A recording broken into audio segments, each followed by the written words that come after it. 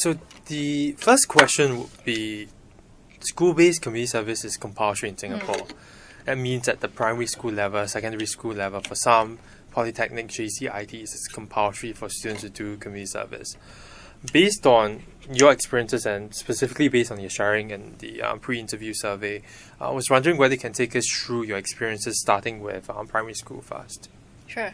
I don't remember much from primary school compulsory volunteering, because that's half a lifetime ago. But I vaguely remember doing things like packing things for like old people, and also picking up rubbish from, I don't know if it was the beach, but it was picking up rubbish from somewhere. Yeah. It was minimal, mostly. And I don't think it was also fully explained to us why we were doing it. It was just kind of like, you have to do it, so go do it. That's really all I can remember from primary school. Yeah. Then moving on to secondary school, I was in Crescent Girls' School.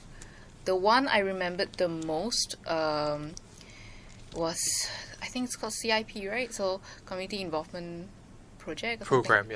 Yeah. We had this thing called kind of like a flag day, where you go around collecting money for whatever organizations the school decided to partner with. The organization I was collecting money for was actually, I think, Aware. The reason I remember that very well was because while I was collecting money, this dude came up to me and was like, "Oh, do you know this? Do you know who you're collecting for?" And I was like, I don't know. So I looked at it and I was like, okay, it says AWA. Then he's like, okay, clearly this person doesn't know. So just like, I think he just gave like $1 and like walked away or something.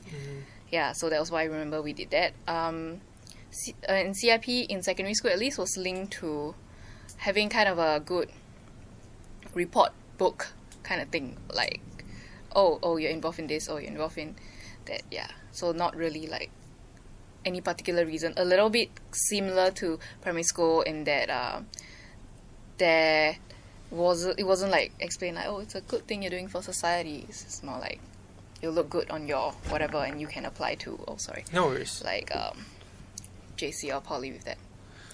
With Flag Day, how were you briefed or prepared before Flag Day? So we were given the can with like a thing, the labels and everything, but we weren't told about like the organization. We were just told like what time it starts, what time it ends, the area which you can like walk around in, don't go too far, a place where you could gather afterwards. And I think mostly we went in like pairs, I think just for like safety reasons or something. Yeah. I don't even remember who I went with. I just knew it was like a pair thing. Yeah. Do you remember how you felt during the activity? It was hot. It was tiring. I think it might have been around Orchard Road, actually. Somewhere central anyway. There were a lot of people walking around. Yeah, I just remember being really tired and looking at my watch the entire time. I'm like, when is this going to be done? Can I stop? Like, I rang the can and it's like, oh, it's loud enough, right? Like, I don't have to collect any more money, right? Yeah, then, like, do we have to really stand out the entire time? Can we just, like, sit down for a while? Yeah, that was most of my thoughts going through while we were collecting the money. Not really like, oh, I should collect more money, or even explain to people why they should give money. It was just like, do you want to donate? And then all those, like, stickers on the top. Yeah. And do you remember, knowing what you know now and looking back at the Flag Day experience, what would you do differently? I think I would pace myself better, probably. Yeah. Because I think it was like the whole day or something, like a 4-hour stretch or something, and standing up in the hot sun for 4 hours is just not a really good thing to do. I would probably pace myself better for like the hour, and I would probably have a better kind of a mental script to tell people about the organization that I'm collecting money for. Yeah. How did you choose to be involved in the Aware Flag Day? It wasn't chosen. It was just like, oh, we are all going to do Flag Day. By all, you meaning? Everyone in my, I think it was Sec 2 or 3. I don't remember which second, but it was during secondary school, yeah. It wasn't Sec 4, definitely, because that's O-levels. Yeah, so it was just like, oh, there was just a day the school said It's called Flag Day. I remembered not knowing exactly what was Flag Day. I was like, are we waving a flag around or something? Like, I really had no idea. Yeah. And then they gave us a thing. I was like, oh, so that's what Flag Day is. Yeah, and we were just kind of assigned a can. I think there were other cans with other organizations, but I don't know what they were because I wasn't paying attention to that. Understood. Yeah.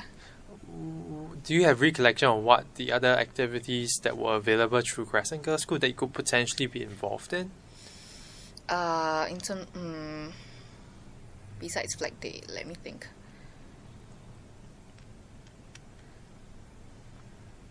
I was in a CCA, I was in band, and we did like kind of perform for free, but I don't know if that counts really as volunteering. It's just... What did you do for that then? We went to, I think it was Botanic Gardens with like a stage area. It was like, I remember there were a lot of mosquitoes there. Yeah, so we performed for the public. I think we didn't collect like money or anything. It was just like I guess you call it public service. Yeah. Who called it public service? I mean, I'm just looking back on it. I think it could be called public service. I don't think anyone particularly back then called it that. It was just like, a performance opportunity. Yeah. Any other memories of community service or volunteerism in secondary school in Crescent? No, it was very academically focused. I think you can place it as that. Yeah, so most of it is just go home and study. Once you finished secondary school, you went on to TP, to Temasek Polytechnic. Temasek Polytechnic, yeah. Was it compulsory to do community service? It wasn't actually. It wasn't at all. And I would say that Poly was when I did the most community service. Like after I send you the transcript, you'd be like, okay, that's a lot. I guess the question before that and looking at transcript, in fact, we might look at the transcript together. And before the questions about the activities you were involved in, I guess the question would be, it's not compulsory. What were your motivations for being involved in the first place? I think because, so I guess you kind of know a little bit about the family background. So I'm from what most people would term as a low SES family. Yeah, so we did receive a lot of help, and we had help from like volunteers and stuff also. So I think that's partly my motivation for wanting to then be involved in voluntary work after the compulsory aspect of it. Could you tell me a bit more about the help you received, if you don't mind? So when I was younger, so my sister has intellectual disability. Yeah, back then the intellectual disability like environment, I guess you could call it, it's not really well developed in Singapore. So like the school she could go to, we didn't know what school she could go to and all sorts of stuff like that. I'll just mention one specific kind of help we got from just nice people, I guess. They operated a childcare for special needs, people with special needs, and it was like a private sector. It wasn't government linked or anything. I remember it's at, I think, Anchor Point. I don't know if it's still there, probably not. I don't remember the organization name, but I know it existed. It was operated by a couple. They knew that we weren't doing very well financially, so they charged lesser for my sister's like intake there, and they just allowed me in for free because I wasn't like special. I was just a typical kid. Yeah, there were like other kids there also. So to me, that was some form of charity. Yeah, and a form of, I mean, I guess not really voluntary work, but it was kind of like, it was nice of them to do that. Yeah. So going to TP, how do you think that influenced your decision to be involved in community service? So after the help that kind of we have throughout the time, TP is like Polytechnic is also structured very differently from secondary schools and JCs, I guess, where, you know, it's like, oh, you study for a test. Polytechnic is where you choose your diploma. There's a lot more choices and a lot more freedom to decide what to do with your time. And I decided mostly to kind of contribute back to society in a sense. Yeah, so I just looked around for all the different like CCAs, ECAs, whatever you want to call them, and focused mainly on the ones that will allow me to do that. Yeah. What were the CCAs you were involved in? My main one was TP BP Mentor, but there were this called like community involvement, where they will send you like ad hoc basis projects that you can be involved in. So it's not like all of your 3 years you'll be involved in that kind of thing. It's like you can bring kids out for to the Hey Dairy goat farms and like tour around with them and also like conduct some activities with them. Do you want to join that activity or like another activity? Yeah, so I think that also allowed for a lot of flexibility. I didn't. BP would be. BP is actually the company that. Oh, British Petroleum. Yeah. Okay. The petroleum company. Okay. So how did you get involved in TP BP in the first place? I didn't start it. It was always there. Yep. They had prior connections with.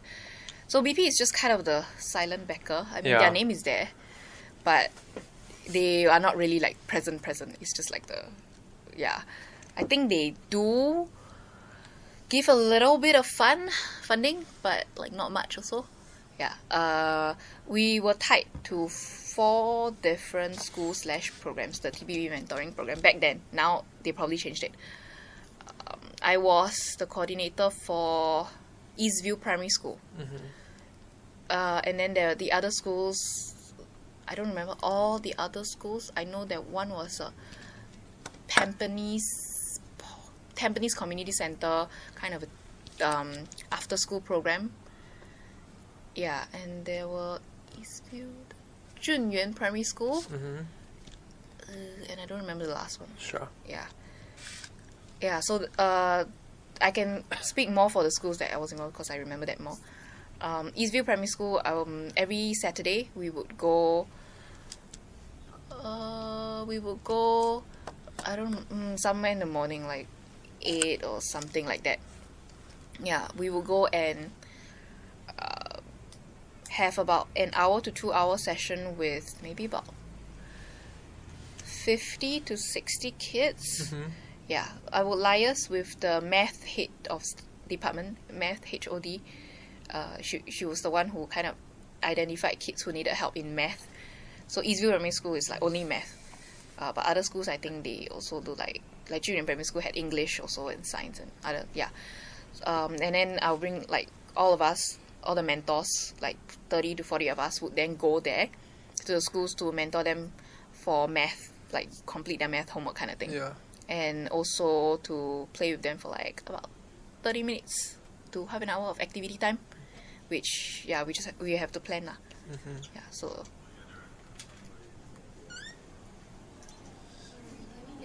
Yes, please. Yeah. Sorry, go on. We'll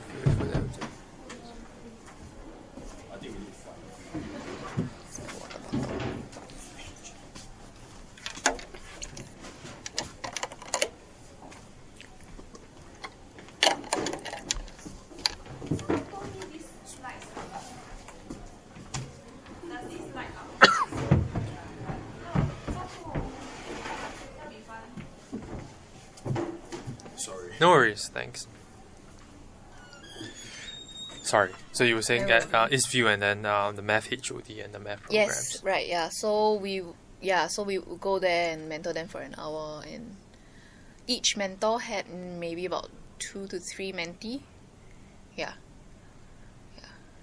So what were the? So you were you were in charge, right? So yeah. I was the so I guess the first question would be, how did you guys plan for the activities in the first place? Usually about 1 week in advance. So let's say we have a session this Saturday. Okay, Friday is too late to plan it, but like Monday, Tuesday, Wednesday, we will like call for ideas from all the mentors, and if they didn't have, then we also have like an exco meeting every week. So during the exco meeting, it'll be like, oh, what other activities do y'all do in? You take a few more. Yeah, we be hard to hurry up a bit because yeah. I think there's no more cubes. I think that's it. Yeah. Okay, you can. Yeah, thanks.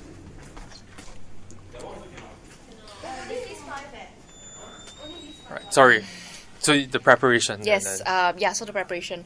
So the weekly meeting, then I would also ask, so what activities do y'all do in junior primary, for instance? And then we will exchange idea for that. We had kind of a lesson plan sort of thing. Yeah, so that's what we would use. Each schools also had their rules for what activity is permissible. So just comparing between Eastview and Junyuan. So Eastview Primary, we were allowed to play more like rigorous-ish games, because we mentored in the canteen. So the canteen is quite big, and then right beside the canteen was the basketball court, which allowed a larger group of people. So we played like three-legged race, like duck goose kind of thing. Yeah, so we played those games there. We also had like magic shows in the canteen itself also. Yeah, I had to learn how to do magic. Magic. Yeah. Yeah, so that's for Eastview. Junyuan, the mentoring session took place in classrooms, so the activities couldn't be, too rigorous. Yep. They could play like musical chairs, but they couldn't. Oh yeah, so both schools had the rule no ball games. For some reason, they just so no ball games because dangerous or might hit someone in the face or whichever. But the kids, whenever you had any rigorous activity, they will have a way to make it dangerous. So that's even three-legged race. I mean, just like I don't remember them being any injuries, but close calls. I guess my question would be: it takes a lot of work to plan the lesson plans and all this. Like, what types of guidance did you get from the school? Not Eastview, but TP. Yeah. We didn't really. We had a I don't remember what we called her, but like in charge of the CCA kind of person. She was sometimes in the meeting, sometimes not. Mostly not in the meeting. I wouldn't say we had a lot of guidance from TP. Yeah, it was more from our like seniors, the ex-mentors who. So usually we would be in the program or we'll be a coordinator for like a year. So you'll be the like mentor only first, and then you would be coordinator if you got nominated or is how these committee things work. Then the third year usually you will not be the coordinator anymore, but we can always ask the ex-coordinator like what activities do you all do and all that. Understood. So not really from the school itself. The support is more from your seniors. The upper year. And you were a coordinator, so how many peers did you have under your charge? I think Eastview had one of the bigger mentoring. I think it was about 30, 40 or 50. So the mentors can come and go, but the minimum was from what I remember, at a minimum we had about 30 and a maximum about 60. Yeah. So because mentors sometimes they get busy, so they didn't come for like a session, something like that. Yeah. For the 30 or 60, how did you organize reflection for them? We had workshops that we also had to plan, mostly as a committee, for them to kind of to learn about what mentoring should look like or should be. I think we had some cheesy catchphrase. I can't remember, something like mentoring with a heart, or sort. Hello. Sorry. I need to put a sign Maybe outside. you Yeah, I want should. to This is the first time. Lock the They've door done 20 class. or something. I've done. This is 25. I've told them, so it's just. Sorry. I think they have an event right there. That's why. I've had events before and Okay. told them, but it's okay. It's fine. Okay. Sorry. This is Yeah. What were we saying? the reflection, and you had cheesy catchphrases. Yeah. They also, so we have the workshops, for them to gather. I think 2 or 3 times in a semester, just come together and share their reflections about how they interact with the mentees, what problems. Share with us also as a group, like what problems do they face? Is it like, because sometimes the mentees could tell them some difficult things that happen at home, for instance. Yeah. Did you have personal experience? Did you hear experiences like that personally? I don't. Let me think for a couple of seconds.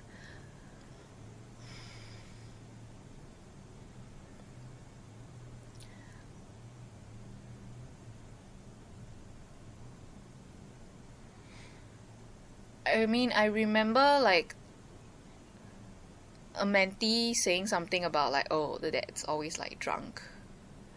Yeah, but not like, but like nothing on nothing like physical.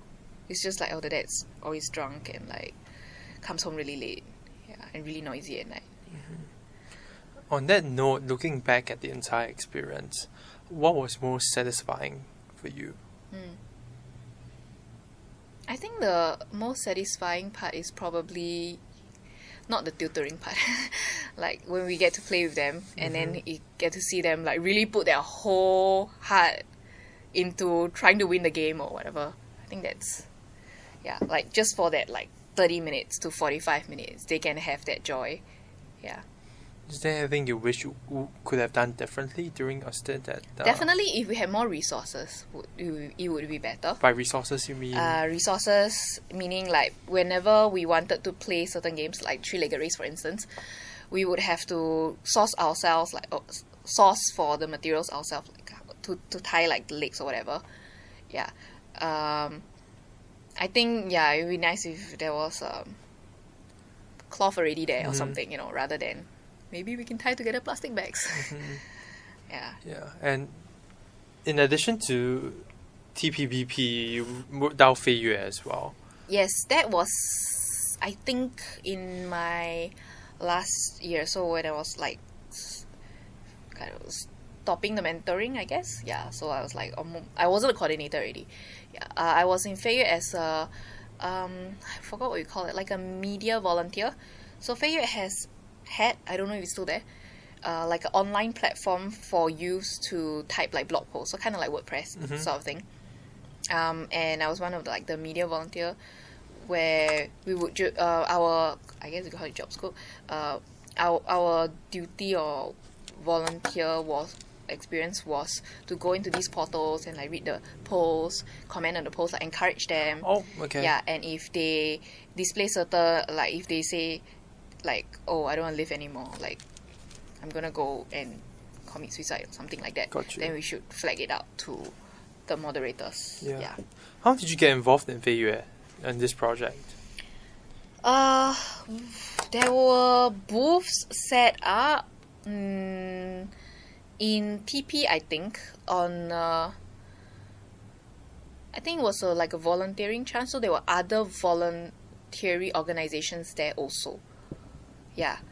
There like Fei Yue had a booth there, and I was like walking around and looking at all the organizations. I think Fei Yue was the only organization which had like this online platform thing. I got interested because I was like, oh, that's kind of an interesting idea. Yeah. Because I think back then it was when social media was starting to really take I off would also. think so, yeah. Like Facebook was like getting more and more yeah, like more and more of an in thing. So I was like, oh, that seems interesting. I think it may be more helpful for teenagers who are more involved in the online situation. So being involved in too many P's and B's, TPBP, Yeah. and then in Fei Yue, it takes up time, it takes up effort. One of the things that other students would say in GCIT Poly would be you have to juggle your studies and time. How did you fit these activities with your studies and your personal life? Mostly, okay, it's going to sound like I'm bragging, but I found Polytechnic quite easy. So I guess I didn't have to really put that much. I mean, not that I didn't study, obviously. I studied and I like did the projects and I worked hard for those, but they were not as academically difficult, I guess, to me. And I found myself with time basically to spare. Yeah. I mean, obviously there were other things I could do. Yeah. I could like apply for workshops and do whatever, Correct. but that costs money. Yeah, volunteering doesn't cost money. Yeah. I was wondering if we can quickly review your Right. Sure. TP transcript, and we can run through the activities you were involved in. Okay, let me just turn up the brightness because I have a privacy screen, so Oh, it's yeah, hard I have to- that too, yeah. It's hard to see. Which is, Yeah. Okay, this is the brightest it can go. yeah. So let's look through it Okay, together. Quite difficult. Let me turn off the portrait lock first, so we can tilt it. Yep, great. Right. So we'll run through to see what you remember of each. Sure. So you said kindergarten conference by MOE Preschool. It was just like an ushering thing. Okay. Yeah, I was in a double diploma, so I was in psychology studies as well as early childhood studies. So early childhood studies would most of the people who graduate from early childhood studies would go and be a kindergarten teacher. Basically. Got you. Yeah, I mean poly is a vocational Yeah. college basically, right? So we talked about TPBP, Cinder outing to Hay Dairies Farm. Yeah, that was the one I mentioned just now. So we brought kids basically to it's a goat farm. Yeah, to like walk around and I mean we didn't talk about the goats, the farmers or the guides did. Yeah, I remember an activity after that was that they had to color just some goats, and nature looking thing. Yeah, they could whatever. They could color the goat and all that. And from what I remember of the interaction, something interesting was so we were just volunteers. There were also like someone like above us, kind of the volunteer manager. Got you. And she looked over at one of the kids coloring, which was very colorful. So this goat is in the middle, right? The kid colored like different parts of it, different color. It was just like puzzle color kind of thing. Yeah. It was just like, oh, that's really nice. But the volunteer manager was like, that's not the color of a goat. Then we are like, the color of the goat is kind of white, so just don't color. Yeah, so that's what I remember of that. So how are these activities with Cinder and with the ushering? How did you choose to be involved? So the conference was sent out by the diploma, like the head of diploma kind of thing. Yeah, the head of the diploma would send out these volunteering opportunities to us periodically. The conference is kind of once a year, so yeah. The Cinder outing was under. Was it listed here? Let me just look. There's an organization that's in TP that's I think specifically had a lot of I don't know where is it. It's okay. We can look through the list then. Yeah, but basically I think that was how we got involved. Also. Sure. Yeah, it's kind of like a mailing list you sign up for also. Yeah. Okay. So with the community Hay Dairy, sorry, and then community forum. I actually don't remember what I did. It's fine. Then CCA recruitment drive. Well, that's just like TBPP mentoring had set up a booth there to recruit more people. So that I wouldn't count that exactly as volunteering. Yeah. Yeah. Got you. So we know TPBP, and then the next one will be YOG, the YOG in 2010. It says you are a supporter for the Journey of the Youth Olympic Flame. Yeah, so there was part of the route. They did run through, I think, TP. Yeah. So then they wanted people to stand at the side, basically cheer lah. So I just stood there and like. Whoo! You said they wanted. So who wanted? The school, then, TP itself. Okay. Yeah, this was sent out by TP itself. Yeah, they asked everyone from every faculty. Oh. Yeah, to join. So it was a school-wide, poly-wide, rather than a diploma-wide or something. Got you. Yeah. Understood. Yeah. They ran past something like Bedok Reservoir around that route, around there. Yeah. Yeah, so we literally just stand there and like when they run past cheer, that's it. Yeah. And we got a t-shirt, I think. And then